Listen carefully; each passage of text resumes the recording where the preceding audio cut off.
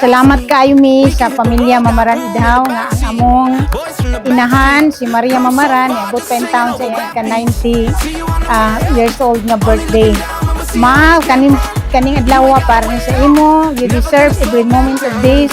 Sa imong mga sacrifices sa mua, we are very happy. Amo na cherish ang imong mga pag-anto sa mua.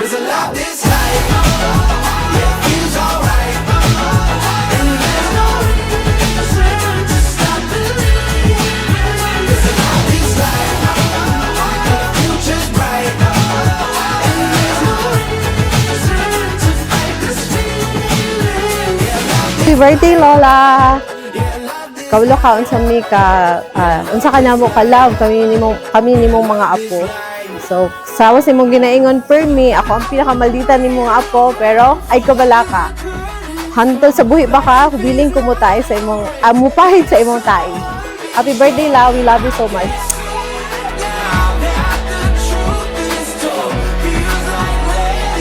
Today is not just about celebrating your age, but celebrating a life full of love, wisdom, and legacy na patuloy mo binibigay sa aming lahat, your children, grandchildren, and great-grandchildren. To our dear family and friends, maraming salamat po sa inyong pagpunta. Your presence is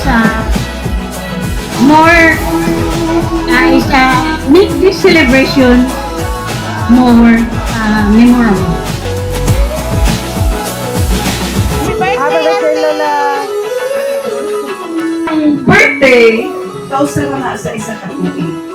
But the 90 years of age is just a number.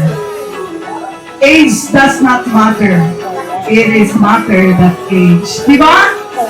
Ang edad lang matiguan, pero tanawa si Lola. Wapa gihapon!